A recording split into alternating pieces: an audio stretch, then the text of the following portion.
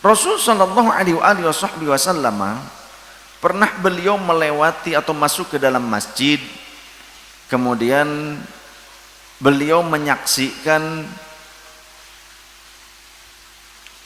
dua majelis.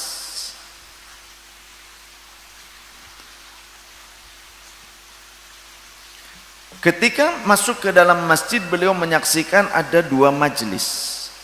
Yang satu kelompok mereka sedang berzikir, satu kelompok yang lainnya mereka sedang membahas tentang ilmu.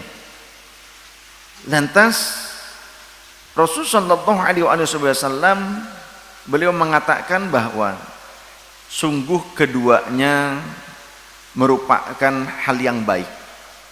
Akan tetapi salah satunya itu lebih unggul dibandingkan yang lainnya.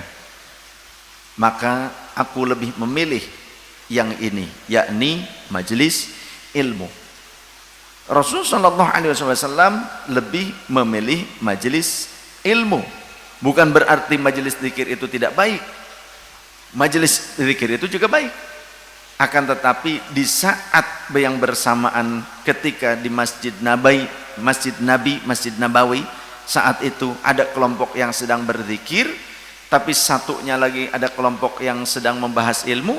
Rasul memilih duduk di kelompok yang sedang membahas ilmu, karena majelis ilmu lebih utama dibandingkan majelis zikir jika yang dibahas di majelis ilmu itu benar-benar tidak keluar daripada aturan syariat.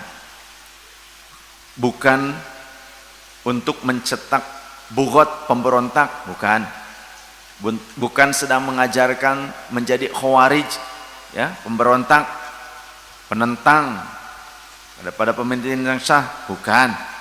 Ini benar-benar majelis ilmu yang sedang membahas syariat, mengkaji tentang akhlak dan semacamnya, fikih, maka tentu itu lebih utama. Terlebih jika di majelis tersebut tergabung dua-duanya, ada zikirnya, ada juga ilmunya. Maka apa yang membuat kita bosan? Apa yang menghalangi kita untuk tidak melangkah ke majelis itu? Sedangkan Rasul saja dalam suatu riwayat beliau diperintahkan untuk duduk bersama dengan para sahabat yang sedang berzikir dan berdoa bersama. Itu asbabun nuzul sebuah ayat dalam surah Al-Kahfi, wasbir nafsaka ma'al ladzina yad'una rabbahum bil ghadati wal asyi yuriduna wajha wa la ta'du 'ainaka anhum turidu zinatal hayatid dunya wa la tuti' man aghfalna qalbahu an dzikrina wattaba hawa wa kana amru furuta. Rasul akhirnya ikut duduk berzikir bersama dan berdoa bersama sahabat.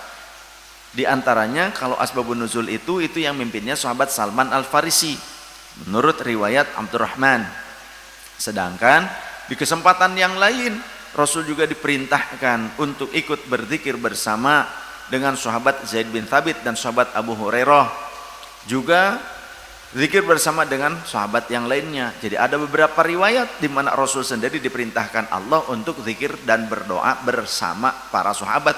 Bahkan sempat yang memimpin doanya itu sahabat. Di antaranya sahabat Zaid bin Thabit memimpin doa, Rasul mengamini. Sahabat Abu Hurairah memimpin doa, Rasul mengamini. Riwayat haditsnya hasan sahih. Apa yang membuat kita berhenti melangkah bahkan seolah-olah berat?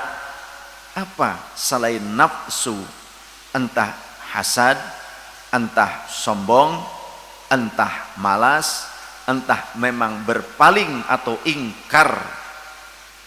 Kemudian di dalam riwayat yang tadi sudah dijelaskan juga Rasulullah SAW memilih duduk di majelis ilmu.